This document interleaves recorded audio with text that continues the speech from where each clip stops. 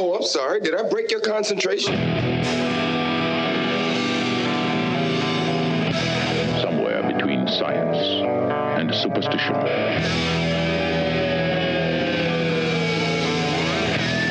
We have such sights to show you.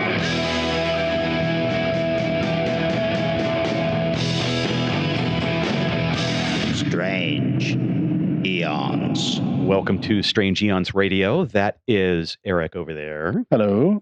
Vanessa over there. Hi. And I am not Kelly. I am Tony.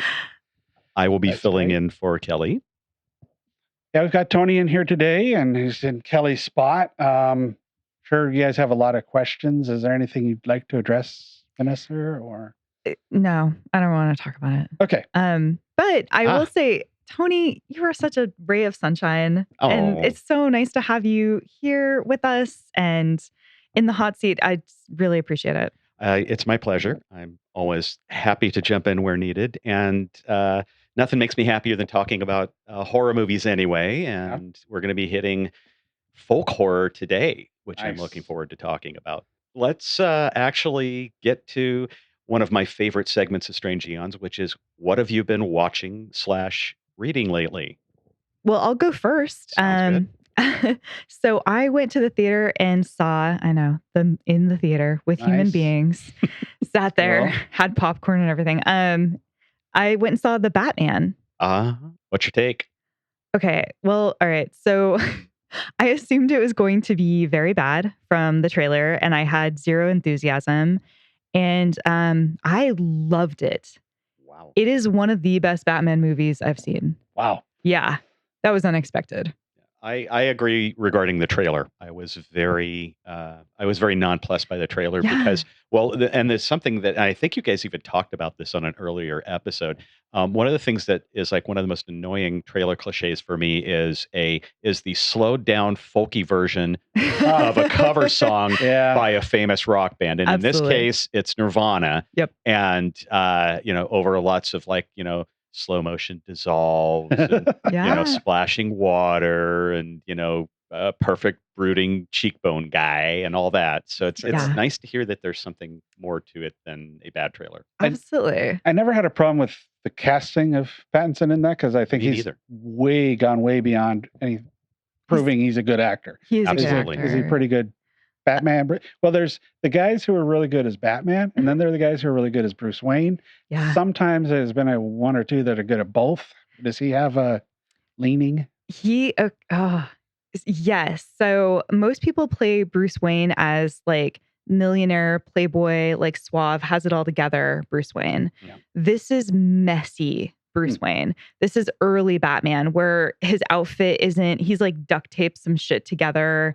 It doesn't function all the way correctly. Like most people are just making fun of him as he's going out and doing the thing he's doing because it's a new thing to Gotham and he's not good at it and he doesn't have the right reasons to be doing what he's doing. So he's just pissed and he's angry. And actually the Kurt Cobain Nirvana reference is very apt because that's what it feels like. It feels like a guy who like slams the door, goes into his room, turns off all the lights and listens to Nirvana at full blast, crying about the loss of Kurt. Like this is who he is. Like he's got smeared eyeliner and is he like, he's not quite emo Batman, is he? He's, a little, Bruce? but not like soft.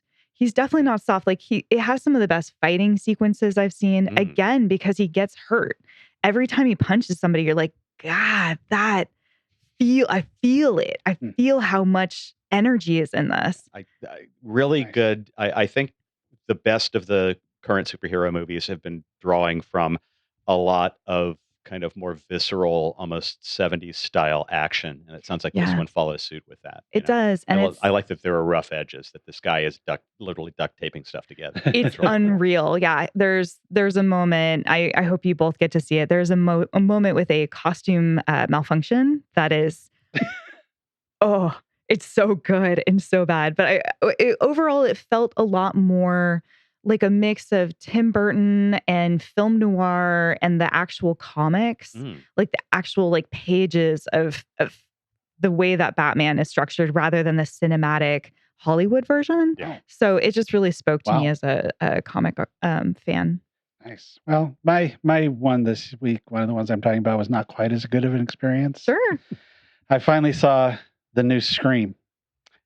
Fun. Did I you am- despise it as much as Kelly did? That's the question. I am not a Scream hater by any means. I really like the first one. Yeah. I think the first one borders on, for the time, revolutionary in what it did for the world of horror and the ability to continue to have horror films made with any kind of a budget, or to have horror book sections in one books and stuff. I mean, it did a lot more than a lot of people realize. However, Uh-huh.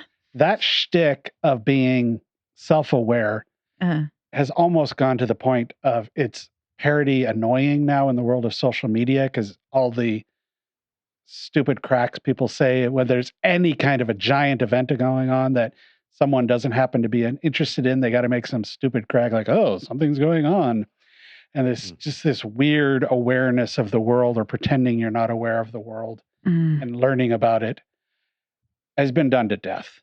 Mhm. Yeah. And they really, really needed to advance the storytelling concept of this movie, and they didn't. And it was really disappointing. So this is like the meta 21st century equivalent of, let's shoot that zombie in the chest. Let's shoot it in the arm. Let's shoot it in the stomach. Let's shoot it in the head. Shoot it in the head. Yeah, So we're exactly. we're at that level of, redundancy, Mhm. and we need to move on. Yes. Yeah. We need to know what's going on. Yes. We need to understand it. We do understand it. Exactly. Yeah, the best people in it were the people that were in the original one. Some of the new people they brought in were not.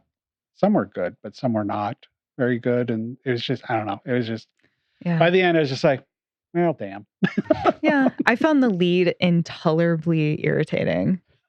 Her sister was great. The boyfriend was fine. The friends were okay. But like that lead, I was like, why? You suck, dude. Just stop. Let's just move the camera every time the camera's on her. I'm like, let's just see where someone else is. What are they up to? Yeah. Are they making cereal? Yeah, I want to see that. It had a couple good moments of things I enjoy, especially in a super low budget movie. You see it all the time, where there's movie posters on the background. It's a little weird to see in a movie of this budget, but that, like the scene in the living room when they're all trying to talk about, oh, maybe it's you, we're all friends. It's always a friend, right?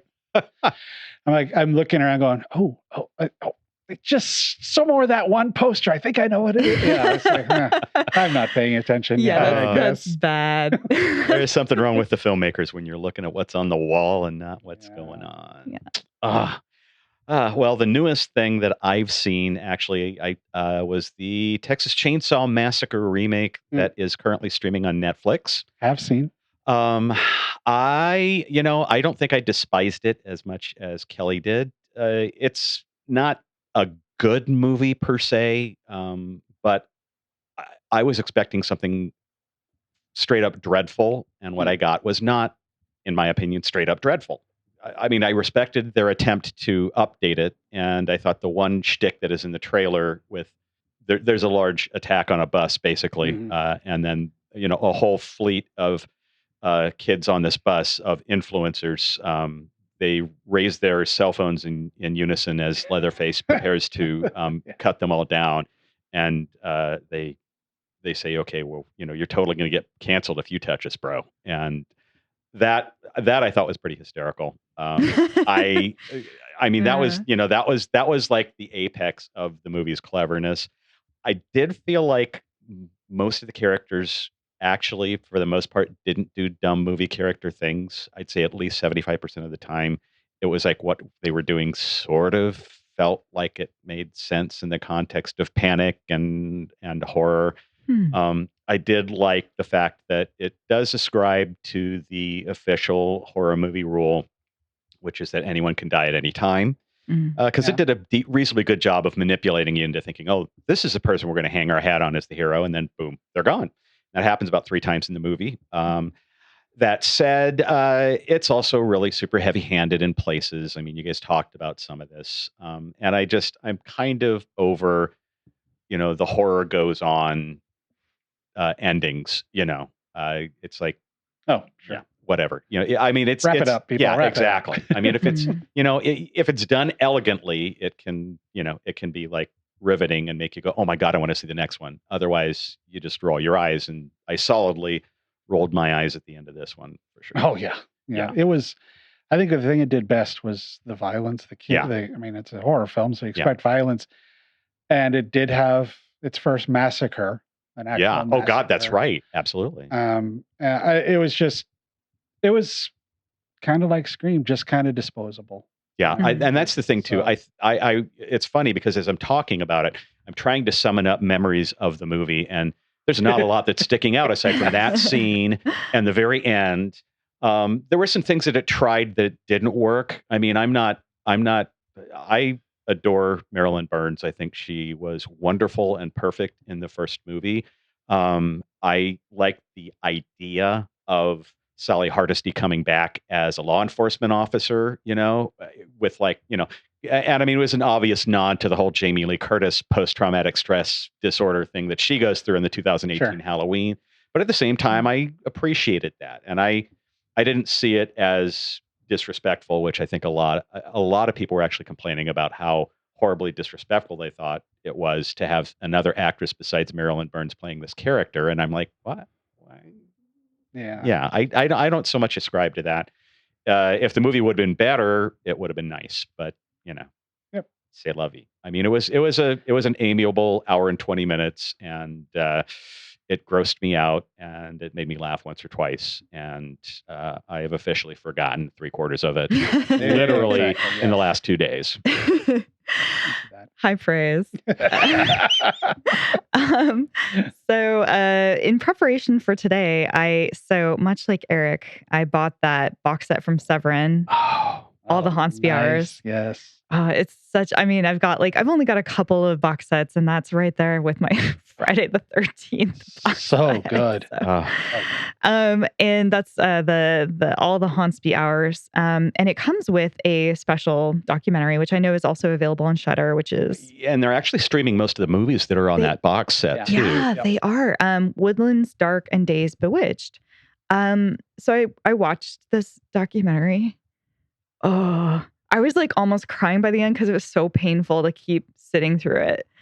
It's really? really long. It's so long. And I was like, there's like chapter sections. Have you seen this, Tony? No, I haven't. I've heard it's Okay. very well. I mean, it's like 3 hours long, It's isn't 3 it? hours long. Yeah. Yeah, which was already bad because I was just very tired and I just wanted to go to bed.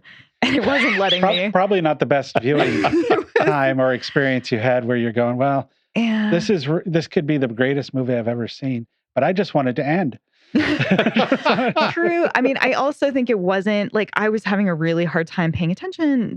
There's like 5 segments to it where it's breaking up different kinds of folk horror, but they're both too loose and too, I don't want to say specific, but it feels like odd random categories to try and loop everything together. And a lot of the films they talk about would have overlapped into those other categories. And so it's sort of arbitrary to an extent.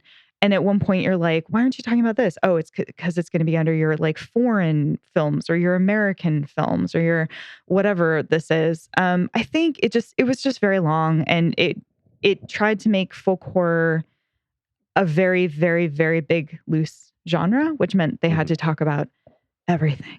Oh, sure. Mm. The documentary they produced, the same company produced, had that problem as well when they were talking about like Tales from the Crypt kind of Anthologies. anthology. Yeah. Yeah. Right, And it's yeah. full of really interesting things. I wish Yeah. I'd watched it in 20 or 30-minute blocks. Yeah, totally. Like I think Yeah, it's if like I 2 watched it- solid. Yeah, I have that one as Tales of the Uncanny Yes, is what it's that's called. yeah. And yeah, Yeah. it's got a lot of interesting information, a lot of insightful commentary Mhm. from some very interesting people in front of, behind the camera, Yeah. and writers Mhm. about horror. But it feels a little dry. And with that one, you can kind of understand mechanically why it does in a way, because it's all done. I mean, so much of it was done at the height of the pandemic, so it's done via Zoom. You've got a lot of Oh, Zoom gosh. interviews, so it feels a little bit. It feels a little bit less distanced, or a little bit more distance, I should say.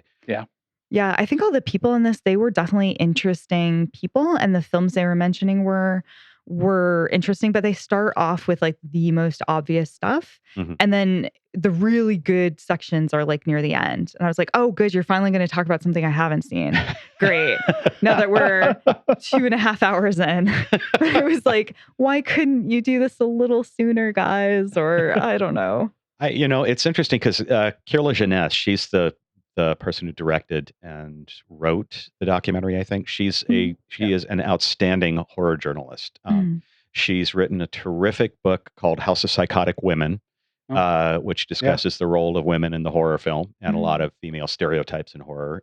And she's done, I think, a couple of other like supplemental documentaries for Severin. Yeah. So I was, and it sounds, from what you're telling us, Vanessa, it sounds like this really probably would have been served better as like maybe a limited series, almost 2 or 3 episodes. I think so. A limited series, or like maybe one piece of it per disc or something, some way of breaking it up. That's what I was just thinking, because I think it's a Severin produce as well. I think the main Severin guy is one of the producers, and they do phenomenal documentaries that they put on their discs all the time. But this might have been one that would have been, hey, let's watch these. Now that you've watched all the movies, let's watch the rest of, some break part. Oh, well, what you going to do? Yeah. I'll still definitely watch it. Absolutely. No, as you should. Absolutely. And I that particular box set has been at the top of my want list for a while, but they keep on putting out these other great ones that are like not quite as expensive. So I end up getting them. And so now I'm like way behind. And I'm at the point right now where I know that if I'm going to get one of these, I need to get it from the label themselves, because I got burned when I tried to get the Al Adamson box set, the Severin Al Adamson box set from an outside seller. Oh no. I bought it, but the copy was defective. Oh, yeah. So I sent it back. They promptly refunded me. But alas, that was like after it had sold out, like right after it had completely sold out. That was actually one of the kickoffs for me starting to buying way too many Blu-rays again. That box set was so interesting. Oh, cool. These boutique labels, you end up buying shit that you never, ever in a billion years thought you would bother with buying. Just got my Caligula 2-box set the other day. Well, as a Bruno Mattei completist, which we are brothers in our love of Bruno for sure. In fact, I'm wearing a Rats Knights of Terror T-shirt. Nice. To give you my level of devotion. When this one popped up on Severin as Caligula, I'm like, I don't know, this didn't seem like something. And then, oh shit. Hey, Bruno Mattei's in this one. Well, the second one's directed by Joe D'Amato, so it's like you've got a mini rogues gallery of like two of the trashiest of the trashy Italian horror directors. Speaking of trashy movies, yes, and not in a good way, sorry to say, have either of you heard of Sin Eater? Very new, just came out like 2 weeks ago. No. This is a really interesting idea that did one incredibly strange, giant choice that kind of ruined the entire movie. I mean, it would have been a fine, low-budget kind of release. It starts off with the lead getting in a car accident and having to be taken care of by a local guy who somehow she ends up staying at his house, which I kind of miss. But that's not the real problem. The real problem, hey, she's been in a car accident. We need to give her a major injury. What should we do? Let's sew her jaw shut. What? The entire movie, she has her jaw sewn shut. So she talks like this. So you sort of understand her. Oh, no. What? And you can't understand her real well. She's in near every scene. Oh, no. And at one point, they give her a little thing to type on to translate what she says out loud. And that helps some, but people get annoyed. Well, don't use that. Just talk to me. I'm like, no, use that. By all means, use that. Oh, my God. So I'm figuring, and I'm going to ruin the end of this movie because don't watch it. I'm not interested as is. So please spill. It ends with, and I'm figuring, okay, this is going to lead to some horrific, giant, strange, because it's kind of religious based, demon summoning thing, and her jaw is going to tear apart and something, something's going to happen. Well, I was halfway correct on that. What happened is the demon possesses her and says something like, I'm tired of talking this way. So they actually have a fairly well done where the demon pulls open the metal gear holding her teeth together and then proceeds to kind of talk like they left the gear inside the mouth and just had the actress talk. So it's kind of like, Oh my What God. the hell, man? It's That's like, awful. it was like, wow, there's did you hate this actress? Did you hire her because you wanted to punish her, or did she get in an accident and had to actually have her jaws sewn shut? And I understand budget. You got to go. So you wrote it. I was stunningly strange choice. It's like Man in the Iron Mask all over again. It's like, don't cast one of the lead, most popular actors of the generation and then put a giant mask on him for like most of 3/4 of the movie. Yes. Exactly.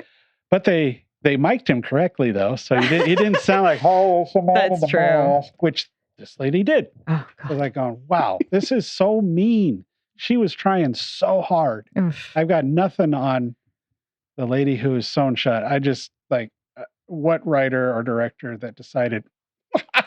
What a That's brilliant. cool idea. There's coming up with a fresh and innovative angle, and there's like that smacks of like desperation over being able to point at something and say, "Look at this fresh and different angle I've come up with." And that's it. Exactly. Yeah, and it had nothing to do with sin eaters. The concept Yeah. of what a sin eater is. I was like, does she do they force feed her sin through the tube? No. How does I she expected to read. With her- No, No, she has it's tubes got to get and past stuff. those wires in the yeah, mouth. they gotta you know? like really get it in there somehow. Yeah, but instead of the proper sin eater, somebody who came and ate the sin of the dead, they sort of portrayed it as like a ritual or something. Maybe there's a version of sin eater. I don't know. It's perfectly plausible. Weird. But it was just, for some reason, I don't know what I saw or what I read. I had this marked on my calendar for this movie coming out. You were so excited. So I'm like, what the hell did I see that made me write this down? But Oh well. Well, it's a pretty catchy title. it is a great It is a title. great title. I'm sure. Well, it's definitely not as good as the late '60s acid trip movie, The Acid Eaters, and I'm sure it's nothing compared No. to any of the 4 or 5 Snake Eater movies Oh, that were made with Lorenzo Definitely Lamas. not. Yeah, we need a few fisticuffs going down. That's right.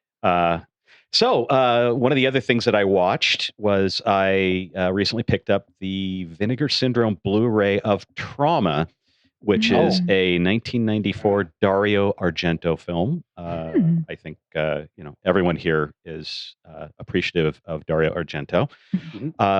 It's widely acknowledged that pretty much everything he's done after Opera in 1987 has been like a varying degree of sucking. He hasn't done a great movie really in 35 years, which is a little depressing, but he keeps plugging away. And, I'm a hardcore fan. I've watched everything he's done. I've bought most of everything that he's done. wow. I always see something interesting, at least one flash of awesomeness in the movies.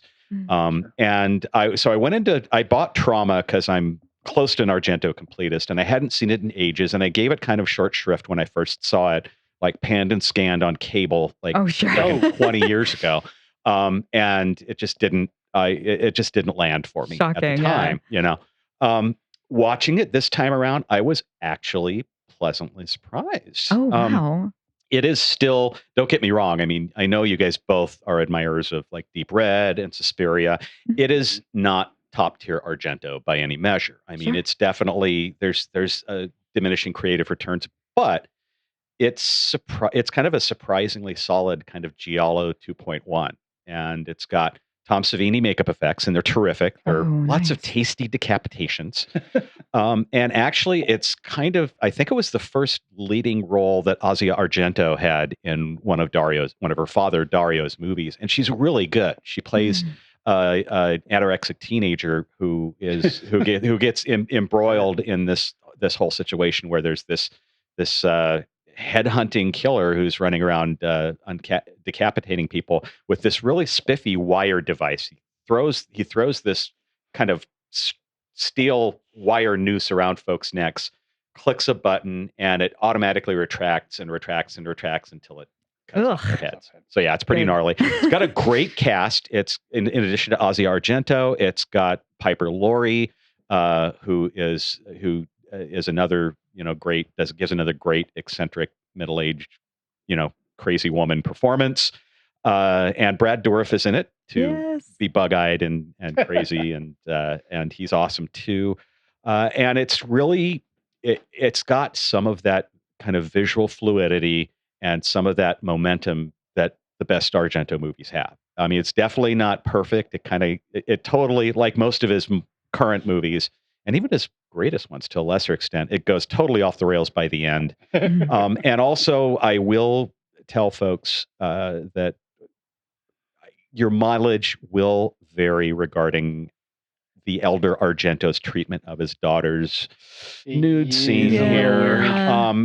There's always, it's so funny. This is the kind of thing where I was talking to some friends about Licorice Pizza. Oh, sure. Which I was really bothered by because it has a whole sort of semi-May December romance with a 15-year-old child star, romancing this, woman in her mid-20s, like shades of Mary Kay Letourneau or whatever. But that bothered me. But because I'm a huge Argento fan, I was like, okay, I'll go with this because there's only one scene. It doesn't super linger. And also, Ozzy is really good in it. She's really, really good in it. It's not Asia? I've heard it pronounced both ways. Okay, I think she pronounces it Asia. Sure. But who knows? Yeah. But anyway, if you're a fan of Argento and you can stomach a director's camera lingering a little bit too long on his daughter in one scene, it's a pretty solid effort. It's a pretty good movie. Nice. And the Vinegar Syndrome print is gorgeous. Oh, that's awesome. I will definitely check that out. I'm new to this amazing, weird Giallo world. And every time I delve back in, I'm like, this is crazy. Yeah. Awesome. Oh, you ain't seen nothing yet, my friend. I've still got to do opera. There's still a few out there that I have not reached, but I'm excited. All right. So I think we're going to wrap up the What Have We Seen Recently portion of the podcast. And we are going to take a brief commercial break, and we will return with folk horror.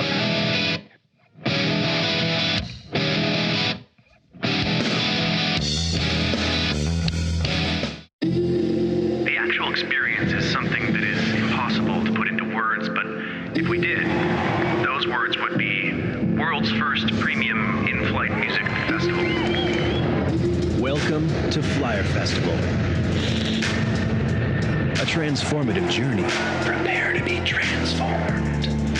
An immersive music festival at 35,000 feet. It's immersive because you're there. On WestJet's 787 Dreamliner.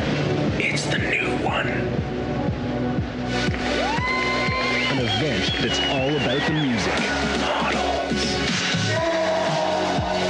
Social influencers. Social influencing.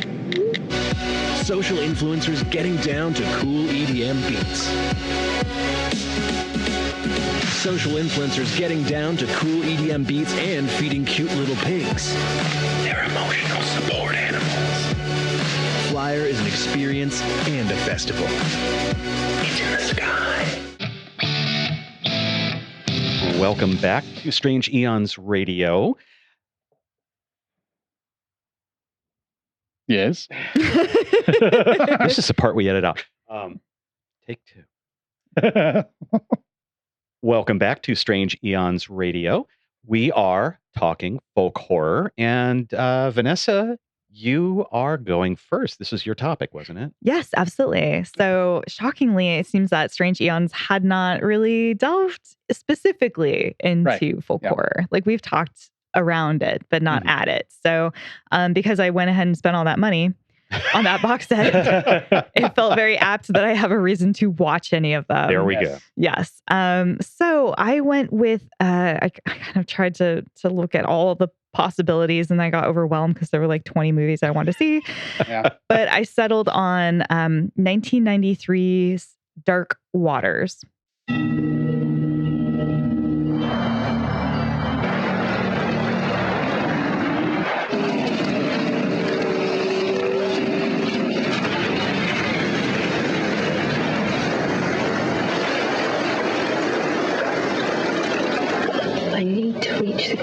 tonight. Are you afraid of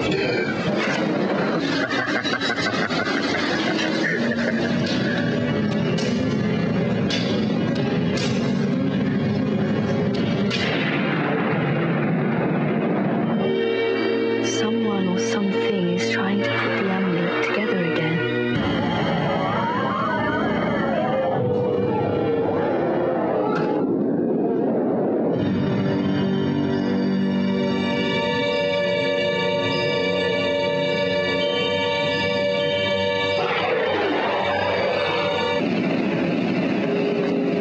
For those who are blind shall see the true face of the beast and forever suffer it in their soul.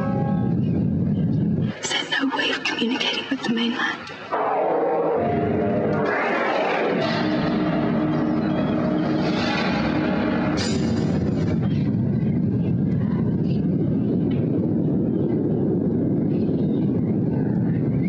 That's an interesting one. It was featured at the Lovecraft Film Festival many years Was ago. it? Yeah. Which makes sense. I didn't realize how Lovecraftian it was going to be until I started watching. And by the way, it's not that Dark Waters or that other dark waters. This is the other Dark Waters. So for anyone who's confused and I've seen that movie, that's not got any Lovecraft in it.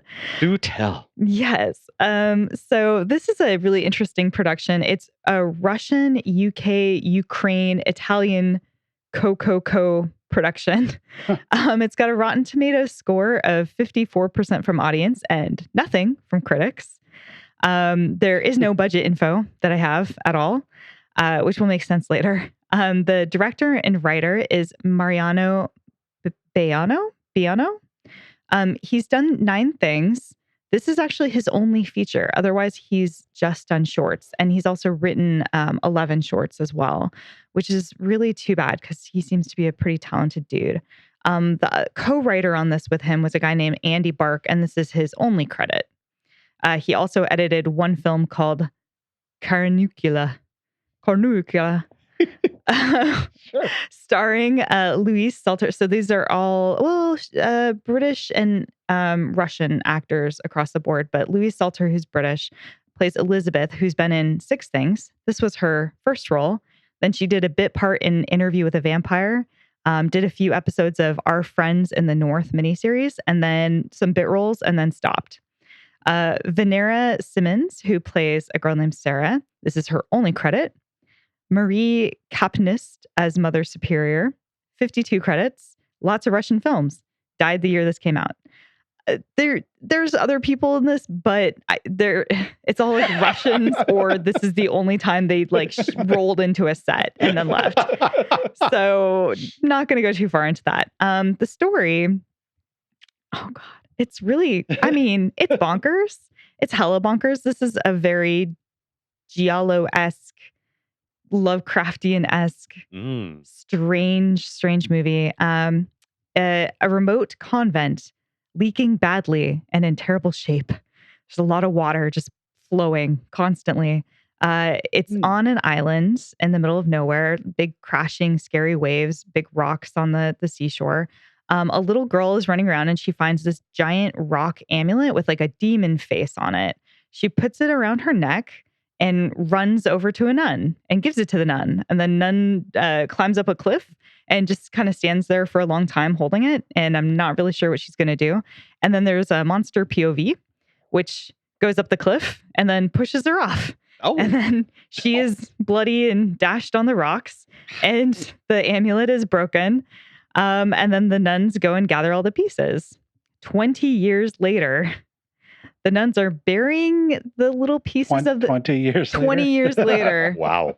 The nuns are now, I guess, burying the amulet pieces. Maybe? I don't know. Maybe they found the lost bit. I'm a little confused, frankly. They're putting them in these little special boxes and they're hiding them in the catacombs that are underneath the convent on the rocky island. I don't know how that works, but I'm going to go with it.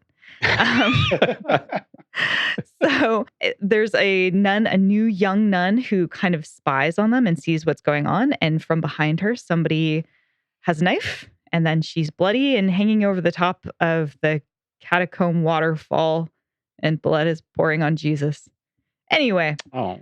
as it happens, these things happen in Italy, I guess, /Russia / the Ukraine.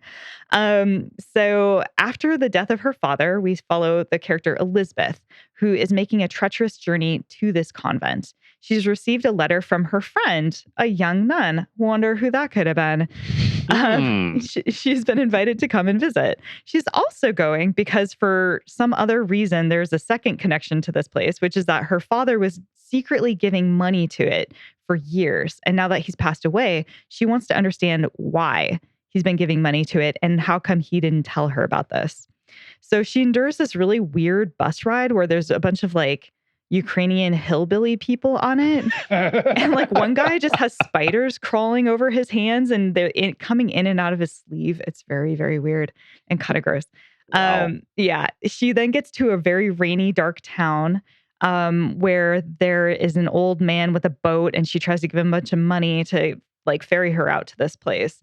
And he's like, no, because I don't want to die. And she gives him more money and goes, still no, I still don't want to die. I'll see you next week when the waters are calm. And then another fisherman is standing in the dark and he goes, oh, I'll take you. So long as my pockets are full of money, it don't matter if a fish is eating out my eyeball. So, apparently he's not afraid to die. So they take or to lose his eyes to fish. his eyes to fish at the bottom of the ocean, as long as it's money. US dollars. So, which is weird because I'm like, you're British and you're in Russia / Ukraine and you're giving US dollars. It's fine. So they go on the ship and randomly what they keep calling it a freak, which is a guy who's mostly nude with like big black eyes. Glad you said eyes. Shush. You over there. He starts eating raw fish on the deck, and the guy, the ferryman's like, yeah, we need that for reasons. He's here to protect us from something. I don't ever really understand why, but it's fine. He's there. So she gets to the island, and the nuns are like, oh God, there's a person here. We definitely didn't murder somebody like 15 minutes ago. So they quickly get her into the Mother Superior's office and they're like, wow, you made it on time. That's weird. She's like, I keep my appointments, which is extremely exciting. Oh my. And she says, I need to understand why you're getting all this money and what reason I should continue to give it to you. And they're like, well, you can have full access to our library here and our rituals, strange as they might be.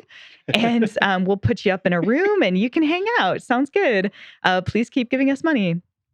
And she gets back to her room and they give her an assistant, this girl named Sarah, who's about her same age. And she finds everyone's packing up all her clothes and putting them in a bag and walking off with it. She's like, excuse me, that's not acceptable. And they're like, when you're here, you give up everything that you brought with you.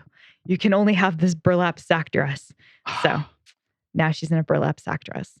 Sarah and her bond have like a little bit of a girls' night, and she reveals that Elizabeth was actually born on this island and that her mother had died giving birth to her here. So she has an additional reason for wanting to be here and figuring out the truth behind this strange place. Elizabeth begins the next day to explore around the convent, the catacombs. She's checking out a book at the library that has a bunch of demon stuff in it and doesn't find it strange at all. She just starts reading aloud how there's this demon who causes blindness to anyone who sees it and just tells us all about it. It's very exciting. Then she sees some nuns through like a hole in the wall. This is a really decrepit place. Are we hitting nunsploitation turf now? This is super nunsploitation. Whoa. There is a lot of nun action. Oh, man. In this movie. I wouldn't say sexy, just lots of nuns all over. So she sees them carrying a body. And so she starts to follow them down into these catacombs, which are, they almost look like, what are those cave structures that have stalactites? Yeah, it looks like that. So it looks like a very rough, dangerous, wet surface. She's following them down and she kind of puts together somehow, without anything else, that the body that they're carrying is her friend. And then she ends up in this place where there's this blind man who's like insane in a pit, and he's like running around going, "Murr, murr, murr." And she falls into the pit on accident, and Sarah grabs her through a secret door and saves her. They're now in the art storage room where they discover. I know. There's no reason for any of this. So just. I think of the nationalities that put money into this, the one that's like rising to the top here is the Italian. This sounds so like crazy batshit nuts Italian. The writer-director is Italian. Yes. I'm not surprised. Yeah, absolutely. And it's like the financing and strangeness of what they were able to shoot for what they shot was the Russian-Ukraine side, because that's where they were shooting everything. So everything is very haphazard and dangerous looking for a good reason. They discover a painting with two little girls holding that same demon amulet that we saw at the beginning. And then suddenly, Sarah's like, I gotta go for a sec, hold on. And Elizabeth is then, of course, attacked by a nun who tries to choke her with a chain. They wrestle, and the nun falls out the window of the bell tower thingy. But we don't see her die because I think budget. So splat. All right. Elizabeth insists, okay, I gotta go. I gotta get out of here. We have to call the police. We have to let them know that there are nuns trying to murder me. And Sarah's like, dude, I'm so sorry, but there's no boats for like a week. And so the next day, they kind of go into hiding for the night. The next day, Elizabeth tries to figure out a way to call for help. She goes to this weird little office on the island that there's a dude chopping up a body of a guy, clearly a guy. You can see the dude's head in the back room, and he's covered in blood, and he's holding the guy, like pieces of the dude. And he's like, what do you want? And she's like, yeah, can I send a letter? And he's like, well, you missed the boat. And she sees the boat has actually left. She could have made the boat. So Sarah lied. And she's very upset about Sarah and not about the guy with holding the other pieces of the other guy, throwing it at the seagulls on the beach. It seems to be fine. Everything's fine. I don't know who this guy is and why he's dead and why they're chopping him up and feeding him to the birds, but it's cool. She says, can I give you some money so I can look through the letters because my friend who disappeared might have sent me something? And he says no. And she gives him money and he says yes. She finds the letter that says, don't come here. This place is crazy. And a bunch of stuff happens. So that's an Italian movie. Look, yeah. So we have a whole bunch of things where way more nuns are chasing after her, trying to murder her. We're not entirely sure why. She's having nightmares of a little girl covered in blood, which may or may not be flashbacks. She starts eating a bunch of dead fish on the ground. Ooh. Yeah, like rotting dead fish. Ooh. Yeah, and so obviously there's something up with this girl. And finally, so we get to the reveals, which I feel like I don't want to ruin this movie, but feel free to not, just move on if you want to, or if it's just so frigging. You know how it works here. Sometimes we do, sometimes we don't. I know. So basically, we start to understand that Elizabeth is more than what she seems. There is actually a giant creature underneath the convent that it's really hard to tell if the nuns are trying to raise a demon or prevent a demon from rising, because they're constantly walking around with burning crosses. And I feel like that's an Holy. Yeah. Holy. All over the place. Like constantly. Everyone is burning a cross in this movie. Jeez. And as somebody who grew up Catholic, I'm like, that doesn't seem very holy. But the ending of the movie is so confusing that I'm not entirely sure that they were They burn for religion. Jesus. They love Jesus so much that they're just going to carry around, that they're using him as a flashlight. Wow. It's just incredible. The demon underneath this space is crazy looking. I mean, I watched a behind the scenes documentary about this. Apparently it didn't move very well. So they have this, again, hole in the wall where you can kind of see this writhing, like, pieces of a creature, which just looks very cool. And then eventually you see the whole thing, and it's like a six-breasted, like Jabba the Hutt style thing. Elizabeth has to make the hard choice of whether to join it or to fight it. And I won't spoil it from there. The bad. This movie has really, really random sound and music that is not well timed. It is often blaring and stressful over nothing events where you're just like, you're unpacking a suitcase. Why are we going dun, dun, dun? Like, it's not that important, guys. No one's upset by that guy getting chopped up. At one point, she visits an old lady who helped raise her on the beach, and she yells at her a bunch for lying to her. And then the nuns show up and throw a burning cross, of course, into this lady's house, which immediately sets on fire. And Elizabeth bails. Like, the lady's blind, and she's just like, bye. And I was like, you're not going to help the blind woman who helped raise you get out of the burning. And then you watch the woman like get out of the house totally on fire, jump into the water, and Elizabeth is still just there watching. And then she sees her in the water and then walks over and kind of helps haul her out. And you're like, what is this? You're a horrible human being, Elizabeth. I am not a fan of you. Oh, It's just there's a lot of confusion as to what exactly is happening and why. And even afterwards, I think I have a good idea, but this movie has a real structural issue. The good. Sounds like it's got a few structural issues. Yeah. It's fun though. The good things, the set design and art design are beautiful. It is unbelievably gorgeous. This film is it's a heavy hitter. I looked up the cinematographer and he's still working. He's done hundreds of projects. There's lots of really interesting symbology, like the water drowning out Jesus. There's a lot of cool, weird Lovecraftian stuff between the fish and lots of shots underwater and the way that the water is taking over this place all the time. It's just cool. So I would definitely recommend it. I did like it. I just would say don't expect a story that makes sense. Sure. You know, this is actually reminding me a lot of when you were talking about The Church recently on the show, which of course, coincidentally, is an Italian horror movie. That's also batshit nuts, which I've seen and I love too. Yeah. How does it? I mean, does it feel like a companion piece to that at all? It actually does. It feels like what is it they say, a stepsister, a beaten up stepsister or whatever. The red-haired stepchild. Yeah, red-haired stepchild, thank you, of The Church. It feels almost not more beautiful, but it feels as beautiful at moments. The location is actually more interesting than The Church, even though The Church was shot in this stunning cathedral. But the script is not as strong and the setup is not as strong. So you got yourself a new double feature. Start with Dark Waters and with The Church. 100%. That, especially with the beginning of The Church, it just flows so beautifully. It's the batshitness of that. So I found a little bit of trivia, which is pretty fun. The tagline for this movie, sometimes evil lurks where you least expect it. I'm guessing like a convent. The film was originally based on a short story by Andy Bark.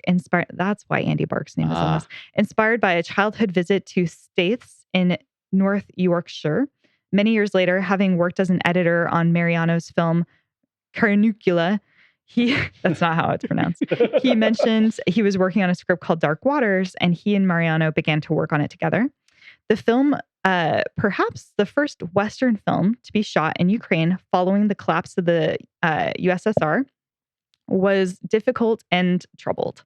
The system there created many, many problems, such as having to buy things on the black market, people disappearing with film stock, and not appearing with pretty much anything they asked for, except for one time one guy was like, just give me a helicopter because he wanted to see what would happen. And they actually did show up with a helicopter. It was a lot of just dealing with the system there that was not really a system. But it did provide spectacular, cheap sets and locations that would have been impossible to get in the United Kingdom. The political situation tried its best to halt the production. In the early days when the finance was being sought by Bark and Mariano, a coup attempt that saw tanks in the streets of Moscow did not help matters. There was even another coup at the end of filming when Mariano in Moscow was there for the dubbing and was awoken to gunfire. So it was just a constant like, Yikes. yeah, like things were falling down around them as they were shooting this. Biano and his crew were faced with conditions and attitudes which seemed to belong to a truly different planet, from the language barrier to shooting nearby Chernobyl, which people were like, oh yeah, it's fine. Go ahead and shoot here. And then later the actress was telling somebody like, oh yeah, I was just down the road filming this thing in Chernobyl. And the woman's face got white and she's like, you might be barren now. Oh my, yeah. Because it was so, and the actress actually on the behind the scenes said, suck it, I got 2 kids. It's fine. so it turned out to be all right. Everything seemed to conspire against the film ever getting finished. Rushes were watched only once a week. Sets literally dissolved due to rainfall. His film stock was sold out from under him in the black market. The cast and crew were nearly asphyxiated with a scene involving hundreds of candles in the underground area. Whoa. And they only knew how to, those lit crosses, the way they were lighting them was wrapping rags around them, pouring gasoline on them, and lighting them. Oh my. Well, that'll do in it. the caves. Oh. Jeez. Yeah. And they had, Yikes. I mean, it was like a 20-minute walk, I think at least, underneath to get to where they were shooting. Wow. There was just vodka basically on set the whole time. They weren't giving them food. They were like, hey, we need to eat. And they're like, oh, we don't feed you until shooting starts. And they'd all gotten there like a week early. So they were just like, God. we got to figure this out. Holy cow. So this was a crazy, crazy production. I am shocked it looks as good as it does. The director didn't do anything after this film from 1993 until 2004, shockingly. And the film went on to win, among other prizes, the Prix du Public at Montreal's Fantasia Film Festival and Fanta Festival in Rome. Dark Waters was awarded the prestigious Special Vincent Price Award in Outstanding Contribution to Fantastic Cinema. So that's my movie. Very cool. I'm intrigued. Nice. You know, I actually own the original standalone Blu-ray of this. Oh, I have not had a chance to watch it yet, and now I'm chomping at the bit. You gotta see it. Sounds like a Is blast. that the one that came with the big giant disc? Did you see that one? Well, yeah. I mean, I No, don't I mean know. like a physical. It's like a no. totem. Yeah, No. that's what that's. Yeah, is the, I know the that they were. amulet. I know that was a special tchotchke with it, but I just have the disc itself, the Blu-ray. That's great. Yeah, cool. Well, that sounds good. Cool. So is it? I'll go next. Yeah, Dive I think in. it's you, Tony. All right. Ooh. Well, I kind of like to not make things easy for myself sometimes. So in this case, I was like, I've got Shudder streaming. I could have watched any one of the dozen movies that are on Shudder right now. They're on the Folk Horror from the box box, set. Yeah. But I decided to dip back further and go for something that I have loved for probably about 15 or 20 years. It has haunted me like a fever dream, but I actually rewatched it again for the first time for this podcast, actually. And this movie is called Mystics in Bali.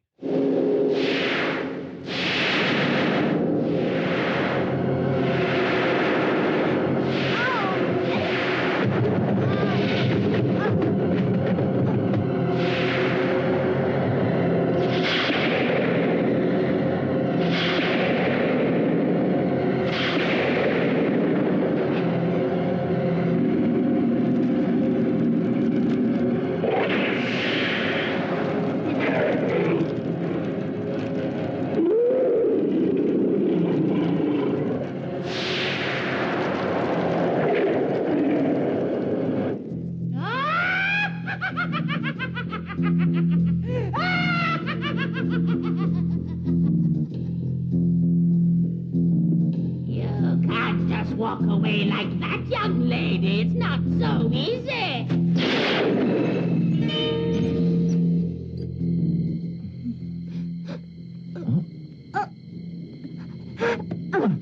What's wrong?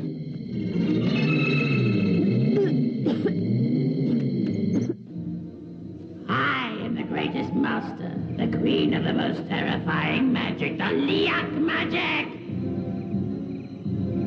I'll accept this young girl. Starting tomorrow, she'll be my disciple. All right, and now the terms. Take off your skirt. I need to write a few mantras of Liak on your skin.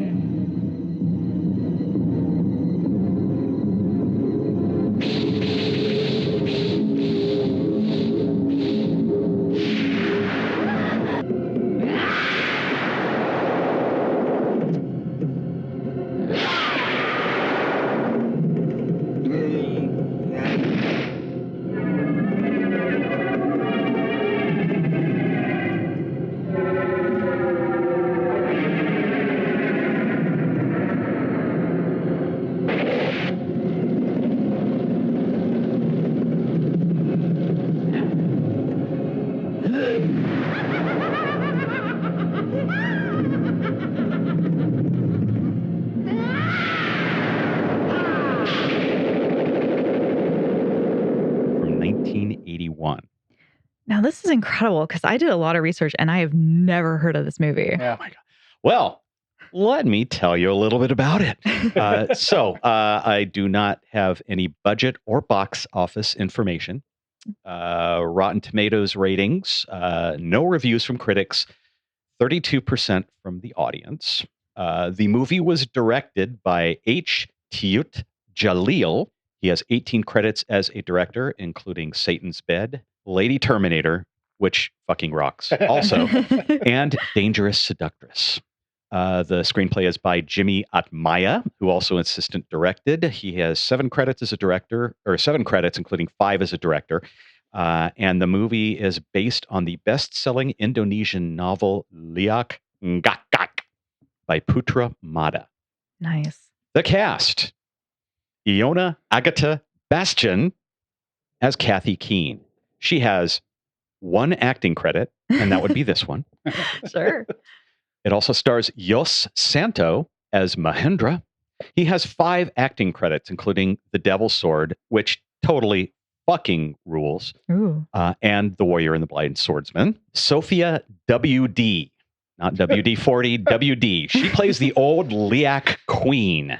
She has 55 acting credits, including The Queen of Black Magic, and she's also in a Dutch period drama art film called Max Havelaar, directed by Fons Rademakers, which I haven't seen, but it's from the 70s, and it won a huge amount of critical acclaim. So she went from art films in 1976 to a batshit nutty Indonesian folk horror movie in 1981. Also starring is W.D. Mokhtar, who plays Oka. He is a priest, Indonesian character actor. And also starring is W.D. Mokhtar, who plays Oka. He is an Indonesian character actor. He has 82 credits, including The Queen of Black Magic, the original 1982 version of Satan's Slave, which is actually streaming on Shudder right now, and Hell Raiders. So how to describe this movie? So at first, I guess I'm going to liken it to a tropical cocktail. Which is, it's like any other tacky tropical cocktail you'd get in a plastic coconut-shaped cup at some crappy little dive bar. You know the kind that I'm referring to. It's tinted some ungodly neon color from some cheap fruit-flavored drink mixer. There's a maraschino cherry and a pineapple chunk that are speared, sitting in it unceremoniously in a paper umbrella. But imagine like tossing one of these down only to realize that someone has spiked it with the most mind-jiggeringly disorienting exotic hallucinogen a human can ingest, and that there ain't no turning back from the wild-ass trip that you're about to dive into. Wow. That is Mystics in Bali in a coconut shell. Very nice. So, after some opening credits that actually showcase some genuinely creepy ancient Indonesian animal and demon masks, we are introduced to American anthropologist Kathy, who has traveled to Indonesia, where she chats up and then becomes romantically involved with Mahendra. Mahendra is a Brillo-haired townie whose wardrobe leans towards jeans that are hiked up to his ribcage and t-shirts that include a pink I'm a Perfect 10 t-shirt. But Kathy's actually arrived in this exotic land of Bali to do more than just take in the regional color and canoodle with a ridiculously dressed local guy, which incidentally happens in the first 5 minutes. They're like, locking lips in the first 5 minutes. no character exposition to go on whatsoever. But anyway, Kathy's a student of black magic, and she is chomping at the bit to learn the liak, which is Indonesia's powerful indigenous strain of the dark arts. And she wants to learn Indonesian liak magic, quote, the same way I learned voodoo, the black magic of Africa, end quote. Oh, jeez. It'll make for an interesting book, she reasons. So anyway, Mahendra and Kathy explore an old Indonesian cemetery that's filled with bones where they smooch awkwardly as Kathy says, perhaps you and I are the only two people who've ever dared to kiss beside all these old skeletons and skulls. Ooh. To which Mahendra replies, let's go before the ghosts get mad. So anyway, one night Mahendra arranges for a meeting with the local liak queen, who's this crusty-faced old hag who sports these kind of Freddy Krueger-length fingernails, and she cackles like the Wicked Witch of the West on like crystal meth. And Mahendra actually very helpfully informs us that, quote, liak laughter is their special trademark, unquote. Anyway, the liak queen meets up with Kathy and promises to teach Kathy the liak mojo. So they shake hands on it, and that gets kind of awkward because the liak queen turns around and keeps walking into the darkness while her severed hand continues to shake Kathy's hand. And then it crawls away like a spider, like the spider head in the Thing, only it's a cheap-ass superimposed rubber claw glove instead of like an incredible practical effect. Anyhow, Mahendra and Kathy venture into the forest on the next night to hang with the liak witch queen. The queen hides in the bushes and accepts offerings of jewels and blood and milk bottles. The only trace of the witch, at this point, she's hiding behind the bushes, and all you can see of her is this giant rubber snake tongue, which grabs the jewels, and then it sucks down the blood out of the bottles like a fleshy rubber straw. And in between cackles, she says, delicious. This is good blood. It's that level. There's like the dialogue. This movie is almost as quotable as Pulp Fiction and Casablanca. I shit you not. Anyway, the crusty old hag's snake tongue tattoos Kathy's inner thigh with a magic spell. And the cycle begins. So for the next several evenings, Kathy visits the witch alone, excelling in her liak 101 studies, which include maniacal cackling, traditional Indonesian liak dancing, and eventually shape-shifting into pigs and snakes. Whoa. These are, by the way, accomplished with bladder effects that they're influenced by the bladder effects that Rob Bottin and Rick Baker used in their werewolf movies, but only like it looks like they've been literally done with like Glad bags. It's pretty astonishing. So anyway, surprisingly, Mahendra deduces that things aren't going well, and he enlists his Buddhist priest uncle Oka for some tips. And so Oka says he's going to help out, gives Mahendra a powerful magic dagger. And it's a good thing that Mahendra's around to hang out and help because Kathy's got to pay her liak university tuition. Oh. And that means that the liak queen demands that Kathy sprout fangs and turn into a vampiric demon who disconnects her head from her body. And then Kathy's disembodied head, complete with chunky bits of lungs and viscera and stuff hanging from below the neck, starts to fly around the Balinese countryside. I think I've seen that scene. I don't think I've seen this Dude, movie. this is one of those. This is like one of those scene. compilation-worthy scenes where you see this very fakey woman's head with this very fakey viscera flying around, really poorly superimposed. The print of this movie, I have the Mondo Macabro DVD. The print is immaculate until you get to the special effects scenes that have any sort of levitation in them, and they're all literally, they look like they're shot on video. Wow. Like they're like shot on 70s video.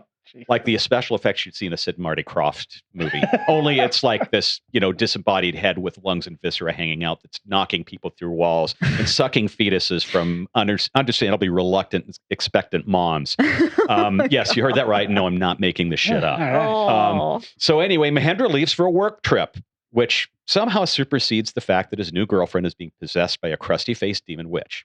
Go figure. Anyway, Kathy's head disconnects for some more fetus sucking, and Uncle Oka gathers with some of his fellow Buddhist priests to smoke some stogies and talk strategy because they're onto the fetus sucking and they don't want the crusty-faced demon witch to keep getting more powerful. So the liak queen, now younger and hotter because she's been sucking blood and eating fetuses and stuff, appears to Kathy and asks Kathy for payment. And Kathy, being the naive American that she is, offers money, and then the queen says, I don't want money. I want hot, fresh blood, and you can get it for me. So anyway, Kathy's viscera-caked, disembodied head goes out for another late-night fetal snack. She gets chased by a bunch of townspeople. Mahendra handily gets back from his work trip just in time. And then finally, Uncle Oka sets the stage for a fire and laser beam shooting, fingertip-filled final battle. And I'm not going to spoil the rest. Whoa. Needless to say, this is one nutty fucking movie. Jesus. The transformations into pig and snakehood include some of the most laughable prosthetics ever committed to celluloid. I mean, literally, it does look like Glad bags that have been taped vaguely into the shapes of alligators and pigs and things like that, and then inflated. And these two leads, they play their love scenes with the easy grace of a couple of 12-year-olds dry reading Shakespeare. It's not a pretty scene. And really, this is one of those movies where literally wish yourself good luck if you even try to keep a straight face when anyone speaks, because we're in the kind of territory where the hero reacts to his girlfriend vomiting up live mice and pea soup by hypothesizing that, and this is a quote, "Perhaps it was the food last night that has made you so sick now."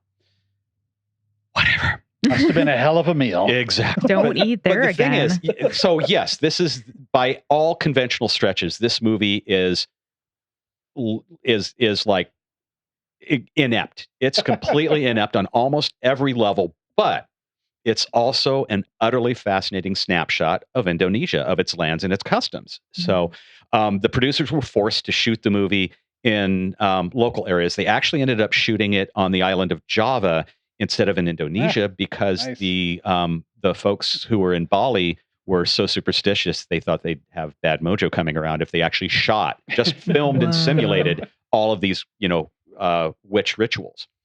There's gorgeous detailed statuary and it's really foreboding. I mean, some of the scenes are genuinely atmospherically lit and scary as hell. And as absurd as the movie is to the sensibilities of anybody who's used to actual movies, the movie's storyline pretty faithfully dramatizes a lot of the folklore and mythology. And there's something really cool about the way Mahendra's uncle and his fellow Buddhist priests kind of sit around smoking and discussing exterminating the local demon witch like they're, I don't know, a bunch of pipe fitters who are talking about the fittings on their plumbing work or whatever. It's like a total work a day. And that's a really cool touch. And again, sometimes the visuals are really cool. I adore this movie, and you won't believe it until you see it. It's insane. It is out of print. The DVD is out of print. It is not streaming anywhere except it is streaming a pretty good print on YouTube. YouTube, yeah. I was gonna say. YouTube. Sure. Couple of quick notes of trivia. Iona Agata Bastian was not an actor, which will probably not surprise you once you see the movie. She was a German tourist who was visiting Bali, and she was discovered by one of the producer's wives. And it didn't take much persuading for her to actually extend her stay for several weeks to get paid filming in this gorgeous exotic location. Wow. The director pulled an Alfred Hitchcock. H. Tiyut Jalil has a cameo as a guy who interrupts one of Mahendra's and Kathy's makeout sessions to deliver a receipt. And they never explain what for. Wow. I think he's just doing his Hitchcock moment. Yeah. Also, this monster, this disembodied head floating around with the lungs and viscera hanging out of the bottom, is actually part of a Indonesian myth, kind of a East Asian myth, Asian Ocean myth. I'm trying to think of the region. I'm fumbling on it now. But the demon is called the Panaglian, the Penanggalan, excuse me. Huh. And if you are a Dungeons and Dragons fan, the Penanggalan legend was co-opted by Dungeons and Dragons, and it's incorporated into the role-playing game's Fiend Folio rulebook. The Panaglian also appears in the Hellboy, the Troll Witch, and Others comic series. And there's an episode from Creepshow, the TV series, its third season, that also features this type of monster, a Penanggalan. Wow. Oh my And gosh. that is my movie. And I think it's so nutty. It's like long overdue for like a Blu-ray reissue. Vinegar. Vinegar Syndrome or Mondo Macabro is still out there doing stuff. I really wish they'd put it out on Blu-ray. There you go. And Indonesian genre cinema is a whole other, like, you lift up that rock and there's all sorts of crazy ass weird squirming animals underneath it. It's amazing shit. So I love that description so much because the only Indonesian films I've seen are exactly weird and yes. Wow, that's incredible. And it's a quintessential folk horror movie, and you'll understand when you see it. Yeah, it's there ain't nothing else like it, and it moves like a shot. It's really fast moving. It's dizzying. There's a lot of Hong Kong influence, so there's a lot of fast moving, crazy ass stunts, and it's just I heart this movie. Nice. I wouldn't quite say I hearted mine, but it's good. It's one that sits up there with Wicker Man as one of the ones that gets referenced a lot as a great folk horror movie, and that is Eyes of Fire from 1984. What are you bringing us here for? It was a time of witchcraft, of hangings, of horror, of magic. They were outcasts on a desperate voyage to the promised land. What they found was a terrifying world. Strange land.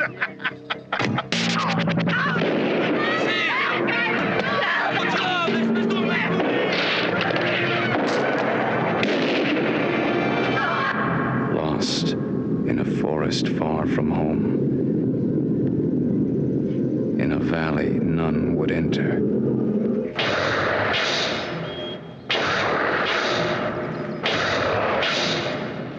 That tree says that this valley is where the lost blood gathers.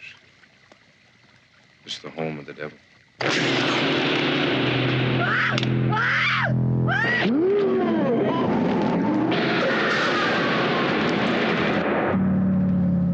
The secret is sleeping in the trees.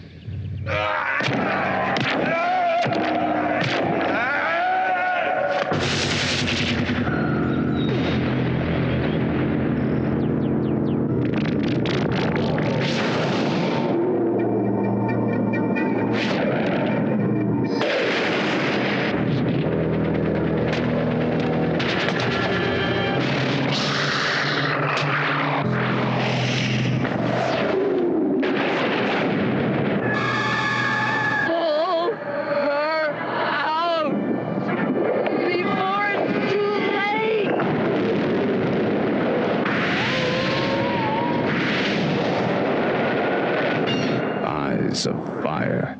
The secret is sleeping in the trees. Wow. Familiar with this one? I can't believe I know you of chose it. I know it's on the box set. Yeah. I saw the trailer and I was like, I'm not watching that movie. Which is funny because I saw the trailer. I was like, ooh, maybe I am watching that movie. Yeah. Well, it's got no ratings from the critics in there. Shocking. And 69 from the crowd, so that's pretty good. Yeah. Budget of $2.6 million. I'm dubious on the box office listed because it was $100,000. Even. Wow. That's a very specific round number. All right. Directed and written by Avery Crosine, and who wrote Sister Island, The Invisible Kid, and that's it. He did three movies, and that was all. Let's see. So it stars Dennis Lipscomb, who is known for War Games, Under Siege, Cop Rock. Oh my God. and tons of TV. Guy Boyd, who is in Ghost Story and The Ewok Adventure. So, we're talking some heavy hitters in this movie. Damn right. Rebecca Stanley, who's best known for Hunter and Body Double. Also a lot of TV. I was watching an interview with the director afterwards, and the guy's like, you got a lot of TV stars working for you. So that's kind of nice. Like, yeah, they're experienced. They know what they're doing. This movie is based in the 1700s. Boy, the first guy speaking has this French accent that I'm like, Pepe Le Pew would be a little embarrassed to speak with this accent, sir. So luckily, the whole movie, he is just a bookend character who comes in at the beginning and back at the end, and is not a major character because the accent is weird. They do use the surprising name Leia is used in this movie as a witch character. Like, that's it. Well, I think she's one a of the witch. actors was involved in an Ewok adventure. See, there you go. Like, you know what I want to be named. It starts off with a bit of exposition, and just when I'm going, okay, this is a little too much, it went away. So I was like, okay, good. That was close. The starting scenes of the burning of the witches and the setup of everything feels like a stage play. It's oddly reminiscent of what you might see on stage for some reason, and that goes away. So it's just those opening few scenes. I'm not sure why. Maybe it's just because the camera was kind of in a lockdown. They didn't do a lot of closer mediums. Good acting, solid. The narration is, let's see if this makes sense when I word it this way. But the narration in it reminded me a lot of Harrison Ford's narration for Blade Runner. Oh, God. That's not good. Exactly. It sounded like somebody who really didn't want to be doing this narration. So that was a little weird. The basic story is a group of people get accused of witchcraft, and turns out that actually one of them has power. And in a very unusual scene, the first person they go after to hang is a guy. But the person who actually has some power snaps his noose and he falls to the ground. And then this group runs away, locking everybody that tried to kill them in the barn and basically stealing everything they can from the town as they leave. I'm all right. Turns out later, one of the women that were married is married to a tracker who is out doing his woodsman work when he comes back and finds out that they've stolen the raft that gets him across this incredibly fast moving lake that he just walks into. I'm going, they're going to show him walking the whole way, are they? No, they don't. They cut off. It's like, there's no way you're walking across that river. So they're headed down the river to do all this stuff. Dennis Lipscomb, the lead, has this odd reminiscent to me of Kyle MacLachlan in that time period. He sort of looks like him. He's doing some weird acting and movement that when Kyle's usually pretty good, but every once in a while he's a little off in his movies. If you think of Kyle when he's not acting quite as well, that's kind of what this guy reminded me of. He's very dramatic. They run into natives. I believe I forgot the name of the tribe that shoot at and take out some of the people on their raft as they're headed down there. So like, well, maybe we should get off the river here. Of course, the trapper catches up to them. And even though they ran off with his wife, he's like, well, I'm going to stay with you and help protect you as you move into the woods because I know how to survive in the woods. And they end up in this valley that the trapper, of course, he's there to let us know what's going on, actually. Where he's like, well, the natives here will not come into this area. So, of course, the preacher guy's like, great, let's set up here. He's like, there's a reason they don't go into this area, which, of course, the preacher doesn't care about because that's just, superstitious nonsense. There's a great scene, which was sort of reminiscent of the torture chamber of Dr. Sadism, where the lady sits down next to a tree and there's faces and stuff in the top of it. And the effects in this are decent. They're not great, but they're very, very much overlays and optical effects where, this very simple of let's shoot this scene with the people here. We'll remove them and now we'll fade them out with this. There's a lot of very simple, but actually relatively well done effects like that. They eventually run into the reason they shouldn't be there, which is this giant demon creature, which is actually very well realized. Pretty good effect. Keeps a nice creepiness of it. Creatures or whatever is living there, like steals all the books and then returns the books in, shall we say, taken apart form. So his pages not as all good over condition. all over the thing. Which I'm like, why did they do that? But all right. But so this is a disjointed film. The way the folk tales are told is not. They're not explained because these people don't necessarily know what is going on around them. The tracker explains some of the stuff. Some of it's left to not know. It's kind of like, well, do they want to possess the people? This is a film that I think would benefit greatly on a second viewing. Mhm. And there's the constant battle between the tracker wanting to find out what's going on with the people that are living in this valley, and the preacher, of course, wanting to convert them. Everything will be fine if they just become Christians like us. The woman that had power is actually, she's not a witch, she's a fairy. Oh.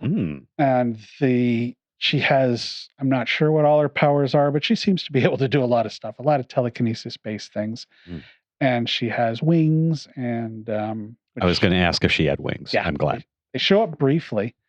I was about 45 minutes to an hour through this cut of the film, which is the original cut, when I noticed on the box set there's a 45-minute long or 38-minute longer cut.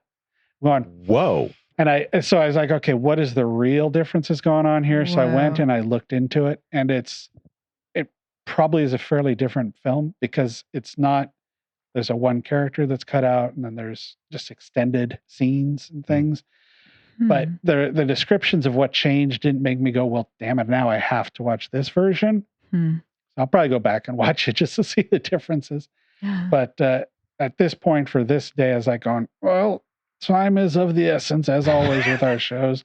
Movie's hard to talk about because it is a little bit less of a straightforward stories and a series, more of it's not quite a slice of life, because this stuff happens over a long period of time, but it's presented more like, well, here's this circumstances here. Oh, this happened. Oh, this happened.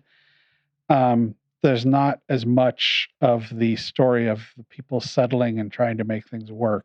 It's more of what they run into while they're there. And the ending, which I won't talk about, is wild and fun and very well done. There's also one very strange thing in this film, and it happens a lot. It's not just at the ending. There's all kinds of explosions. I mean, like Roland Emmerich level explosions where shit just blows up like a giant gasoline fire in the middle of the woods. Jesus. Wow. Okay. Well, it looks cool. So some notes and trivia on the explosive movie about fairies and woods demons. Part of the myth is that the natives believe that the devil is a real thing, and that devil lives in this valley. Oh.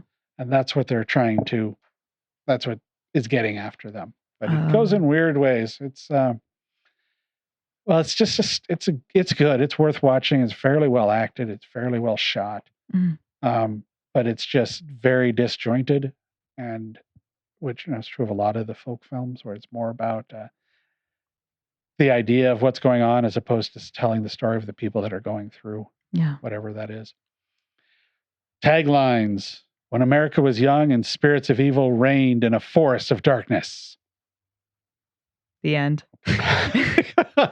End credits, exactly. The secret is sleeping in the trees. It's better. And last one: sinister evil is waiting in the woods. Okay. No, none of them real bad, none of them real great. Just a nice little middle of the road there. One of the major roles of the actors that I didn't mention is Rob Paulsen, who became very famous for being Pinky in Pinky and the Brain. Yes. Whoa, Nelly. He is great. And he was also Yakko from Animaniacs. Oh my God. So yes, he played some great characters there. Wow. The New York Times, Karen James described it as a bizarrely fascinating story told in flashback, that's part of why it's disjointed and hard to follow, because it's the flashback and it's the kid the narration is these kids that survived telling these French soldiers what happened. So it's bizarre, but it's really, like I said, it's interesting. I'm glad I picked this one. If the Scarlet Letter had zoned into the future and collided with the movie version of The Exorcist. Wow. That's some. It also features one of the extras that's not in the original cut was a political leader of the community sets out to track the people that ran away and is being shown tracking them multiple times only to be killed by the Shawnee. Mm. Oh, So okay. he really had nothing to do. So he's cut from the movie because he had nothing to do with the movie. Oh, He's just kind of an extra character, but he is in the extended version. So there's I don't know, there's a lot to see. There's so much in that damn box set too, though. I'm like, do I want to watch the same movie again, even just a little bit longer, or do I is want the to extended version like on that same disc then? Yeah. Okay. Wow. I tell you, Blu-ray technology, it's amazing. Yeah. And it looks fantastic. The couple I was reading a little bit about it. This has actually been fairly unavailable for a very long time. Oh, super unavailable. They had Yeah. a horrible VHS render or people looking around, and bad enough to where when the Shawnee, they think the Shawnee have given one of their children to them as a show of respect or something. Is like what the preacher's interpretation of is it. And then, of course, when the fairy sees this kid, jet black, creepy, strange face with glowing eyes, and a few of the reviewers I read said it was nice to actually see what that creature looked like because you could not see it at all In the original. in the stuff, the bootleg stuff that was out there. And that must have been true for a lot of it because it's all very, the trees and scenes like that are very dark imagery. Like but really this looked contrasting. Good. Wow. There's only a glimpse of the wings in the short version, but the longer one apparently has a long, more extended version. As far as like if you go to the Wikipedia or the IMDb or the interviews and the online write-ups about the movie, surprising lack of information. For a film that is, for one unavailable, is actually a fairly well-known film. Yeah, I remember I've known of it for a good 15 or 20 years, but I've never seen it. And the only thing that I was ever aware of it being present in was as a like a bootleg DVD at some of the booths at Crypticon, that sort of thing. Sure, yeah.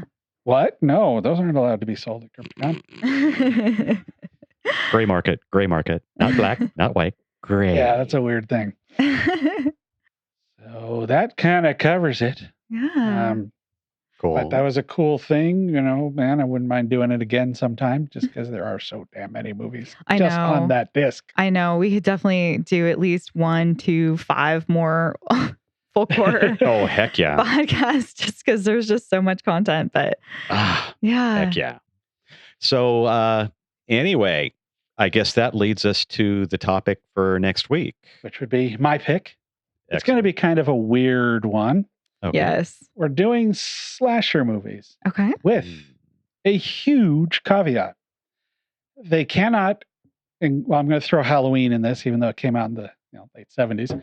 It cannot be an 80s based slasher movie. Oh! Or an 80s based continuation. Like I love Freddy so much. I'm doing new Nightmare.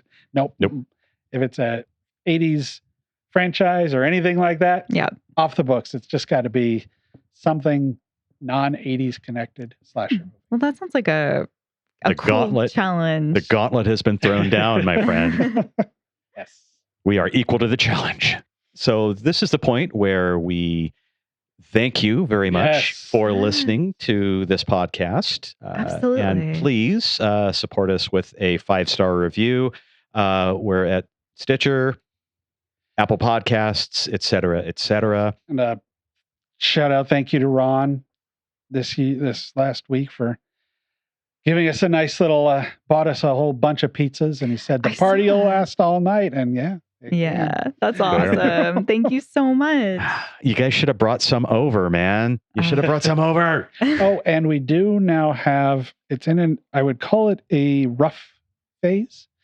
But if you go to Strange Aeons Radio, we now have a page on our website that has all the Etsy stuff we're selling. Oh, cool. And because I find Etsy kind of a weird site to go to and look through. I have a hard time finding us on Etsy because there's another girl, I think, who is just Strange Eons or something. Yeah, she's also on YouTube. Yeah, it's very irritating.